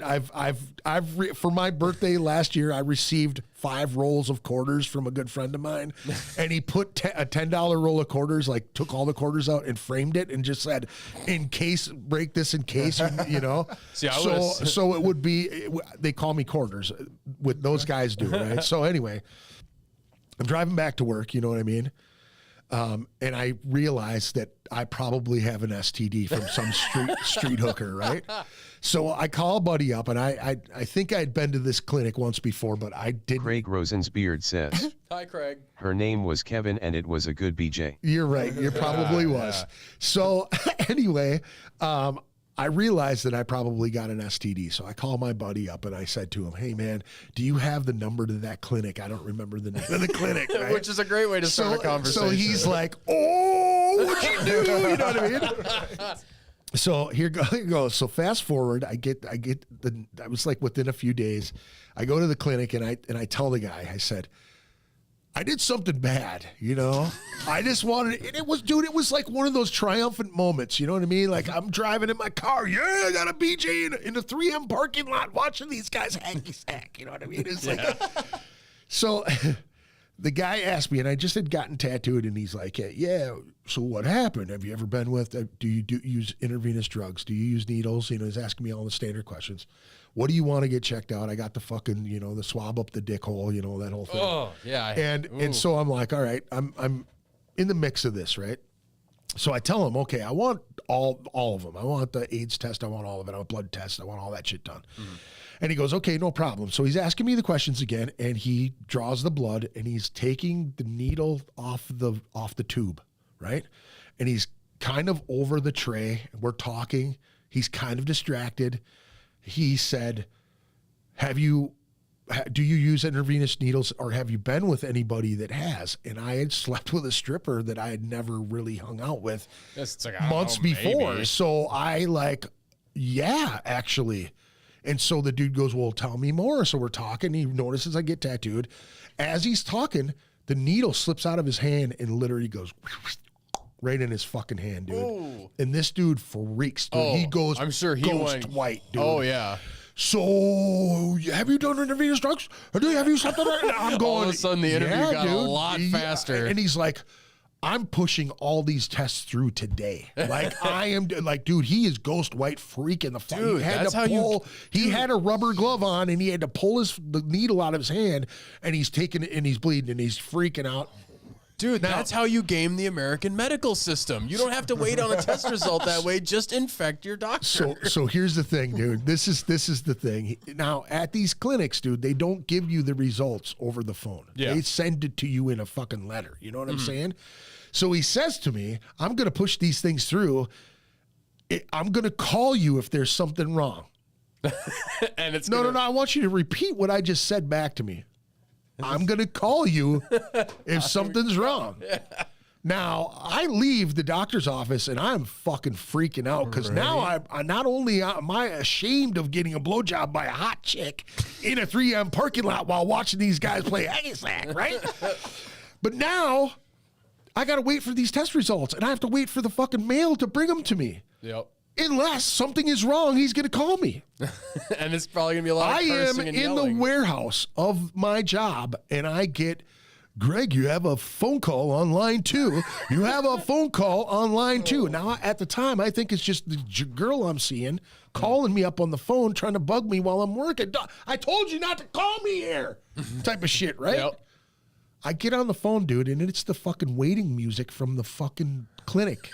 Oh, no. Hi, thank you for coming to the Red Door Clinic. And if you got shit dripping from your wiener, we're the place to give you the pills for it. Oh, no. You say you got blood coming from the tip of your shaft. Don't worry, we've got you covered. That type of shit, right? Oh, yeah. So I'm freaking out, and I'm going, oh, my God. Again, he said he was going to call me if something was fucking wrong with me, right? Yeah. I'm freaking out. I'm sitting there, and all of a sudden it goes, click, click. No! Fucking hang up the phone and I call back the clinic. What does the lady at the desk say? I'm sorry, sir. We don't give out any information over the phone. We'll send that shit to you. It's just like, you called me. So I'm like, no. I just got blood tests done and the dude stuck his hand with my needle. She goes, oh, You're that guy. Hang on a second. I said, no. Don't put me on hold. Just leave me sitting here. Get that motherfucker on the phone. Just get him here now. I don't want to listen to that music anymore. Hey, Greg, how's it going? I just wanted to let you know everything's fucking okay. You know what I mean? He's fucking Tell them ecstatic. how I got you drug tested, LOL. So he's ecstatic that he fucking can tell me that there's nothing wrong. Dude, I went, wait a second, motherfucker, stop. Dude, you said you were going to call me if something was wrong. Then when I answered the phone, motherfucker, it hung up on me. What are you talking about? Do I have AIDS? Am I going to die? Like, what the fuck is going on? No, dude, I just wanted to tell you everything's fine. You're good. And I'm just shitting my pants. That was my hooker story. My $10 blowjob story. Dude, the worst shit ever, dude. $10 blowjob sounds like a good band name, too. That's got to be a band name already. Dude. That has to be a band name. I think I'm going to There's start no a band way. just for that, dude. $10 blowjob. Dude, you can play with Sweatpants Boner. Sweatpants Boner and $10 blowjob. I play with the Sweatpants Boner every time I get one of the sweatpants. That's all I'm saying. Dude, they're more comfy. Yeah, they're more comfy that way. You feel like a sailboat. There you go. Windsock, you're just kind of spinning in a circle. What's going on, dude? It's windy outside. It's like, why is there a...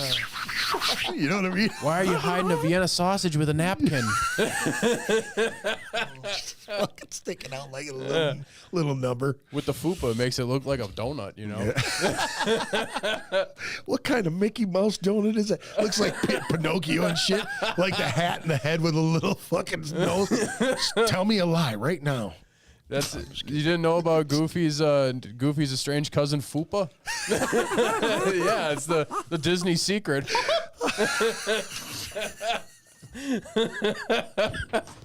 Oh, this shit went off the rails real quick, boy. I'll tell you what. It's just like last time. Tell them how I got you drug tested. Yes, dude. So he did actually. He did actually get me drug tested, totally on accident. Oh, really? Yeah. So I had a fucking Outside the Murder T-shirt that I was going to give his daughter's next door, her girlfriend next door. Mm-hmm. He asked me for an Outside the Murder shirt, so I grabbed one. And the other driver, my boss was standing there. We were pulling orders for the day, and I said, "Hey, Kong, are you going to see Craig today?" And he goes, "Yeah, he's over here." And I go, "I might need you to keister something for me." And my boss looks over and he goes, "What?" And I go, "Oh, I'm just going to have him drug mule this thing I got to give Craig." And he like looked at me like, "Motherfucker, are you seriously talking like that right now?" I shit you not, dude. I made a joke, and I was like, I'm kidding, dude. I'll give it to him another day. But I was like, he was laughing. He's, my buddy Kong's laughing, and he's like, did you say drug mule? I was like, yeah, you got to keister it up there. Like, we'll put it in a fucking rubber bander and jam it in there. In a balloon or something, So my fucking dude, I went out on my runs and I came back and my boss came up to me and he handed me a random piss test and he's like, "You got to go get tested." And he's like, "It doesn't have to be today, but it's got to be within the next couple of weeks or whatever." You know? And I'm going, "Where the fuck did this come from? Like, why?" Dude, they did it to me again last year. I was friends with one of the guys in my shop last year. I booted his ass because of this thing. It was 420. Yeah. And I never say shit online ever about 420 or whatever. So 421 comes up and he's my friend. And I go, "Happy 421, our drug test day, you motherfuckers, whatever." If they know you're 420, you're getting tested on 421. Yeah. Sure as shit, I go in, boss hands me a fucking piss test thing, and I go, "That's really weird because that dude liked my comment," and all of a sudden I get pissed. And all of a sudden, he's probably just, "Thanks for making my job Rosen's so beard easy." says, "Monday at BCS, I need some meth." Now you're just fucking trying to get me in trouble. See, Craig. now he sounds like a Minnesotan. Yeah, right. If you saw him, you would say that dude ain't never done meth. Say, you sure you're not from Harris?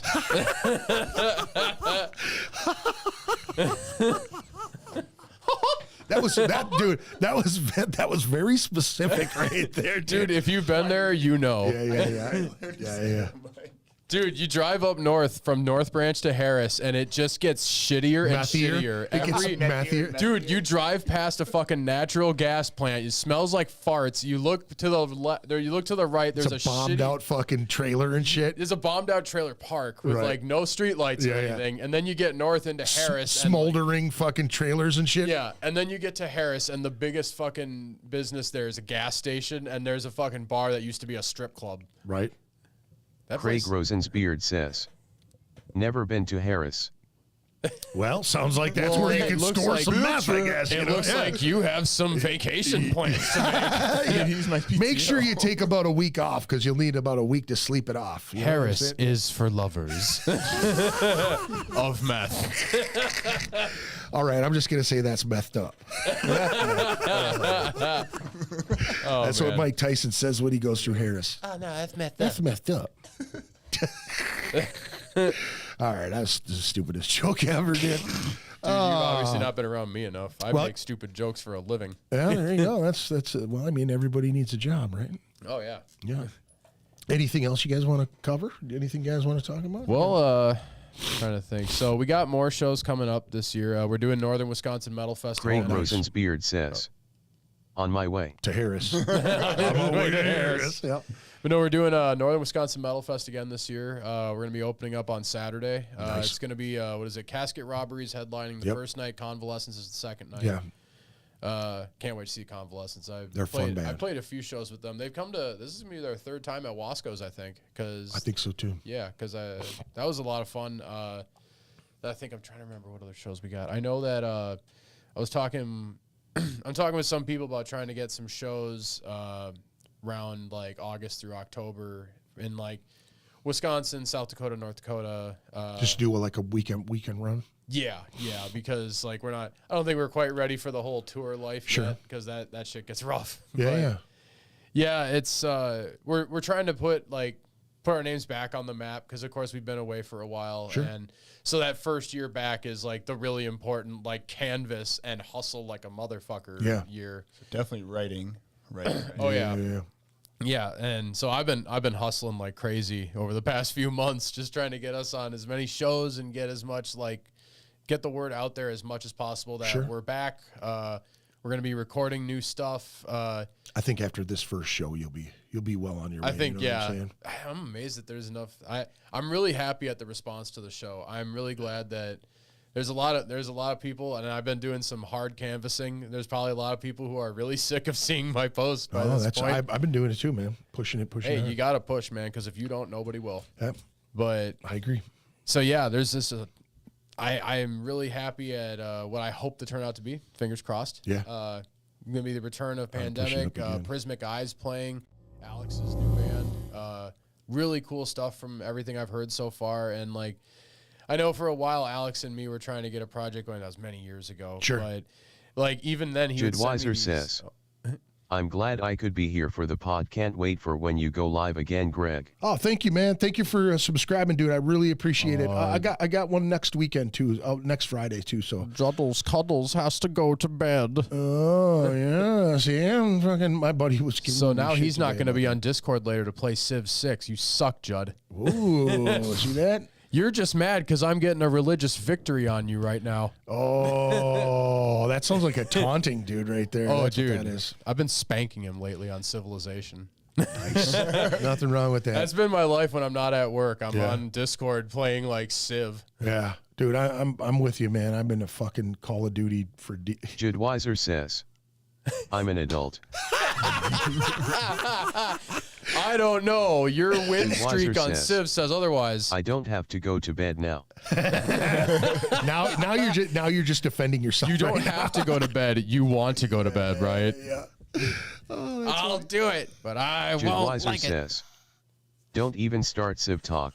I love it. I got like 3 games going right. Judweiser says, triggered. Sounds like you're the one triggered. Yeah. Funny, dude. That's awesome. Juddweiser says. Yep, that's great, dude. Love you, Judd. Yeah, man. I'll see you on Discord in a little bit, baby. Keep that beard oiled up for me. There you go, man. Well, hey, man, thank you guys for coming and doing this. I really appreciate it, Thank man. you for it was having us fucking on, man. fantastic to have you guys both in here Say again. thank you for having us on here. Thank you so much for everything you do, dude. Oh, Thank thanks. you for Thank you for saving the being show. you. Thanks, man. You pulled through and just Now we got lucky, dude. We got really lucky. did. You know, Holy shit. like I that. was literally playing basketball, and then I got done playing, and I'm like reading all this like. Craig shit. Rosensbeard says, poop. Pew. Did you know that when you say poop, your Craig lips make the Rosen's same beard shape says, as when you're actually pooping? Farts. Now you're just being crude. Sir, that is not appropriate talk for the classroom. If you can't say it to your mother, you can't say it here. Craig Rosensbeard says, sweat dreams, guys. Sweat dreams. Sweaty dreams to you too. Yeah, sweaty dreams to you too, my man. Shit, Turn off yeah. that AC and get sweaty. Yeah, sweaty ball sack. All right.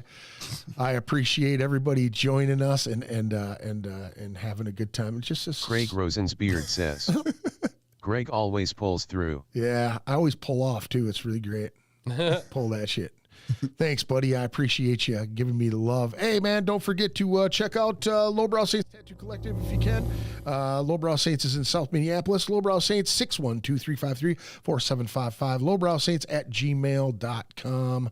Thank Craig you for Rosensbeard says, joining the... my mom is dead. Oh, man, now you just ruined the vibe, Hey, bro. so's mine. It's all good. No, it's horrible. That's a horrible thing, man. We're going to listen to some tunes. How about that? We're gonna listen to some music. We're going to do the Call of the Void. Now, that is the title track of this EP. Yep, that is the title track. Probably one of our more fun ones to play. Tony gets to do some crazy little slide stuff on there. You'll hear it. You'll hear it right in the intro. He uses a shot glass to do a bunch of slides and stuff, Nice. which you don't see that a lot in death metal. So that was a lot of fun to Started mess as a around joke, with. and then It started as a joke, and we Was just it? ended Now, up how putting did, those how on. did start? How did it start as a joke? Like, Well, what so kind of- we It was on came his up. cab, right? Well, so yeah, it was on his cab, and we were all Craig drunk and Rosensbeard high, and we says, thought it was funny. And Amen. but so we were all drunk and high, and like we were sitting there like jamming out the song, and we were just Needed like, more. yeah, we had our intros kind of like a funeral dirge sort of thing, and all of a sudden he just like pulls out the shot glass, and we're like, ooh, that actually doesn't sound half bad. Like, and eventually we actually got a part written for it. Like, it's always played the same way. It's not improvised. Yeah. We planned it out, and I like it. I think it sounds really cool. Well, good. I'm excited. I want to see it. I want to check it out, man. Thank you again, guys, for showing up and being a part of this and being a part of the chat and everything. Thank you to everybody. Do me a favor, subscribe, like, hit the notify button, get all that shit. Make sure you come around. I'm booked out till June, so we got lots of podcasts coming up, and hopefully you'll join us for those. Tell your friends about it, man. I'm trying to make my way to 1,000 subscribers so I can get. That's right. Make sure you get yourself yourself down to Ritual Madness Podcast. Hit like and subscribe and hit that bell for notifications. Yeah, that's the one. Thank you guys so much for coming and doing it, man. Thanks for Thank having you, us. man. Thanks for having us on. Yeah, for sure. Well, let's listen to some tunes. Y'all be cool, man. We'll be back next Friday. Take it easy. Peace.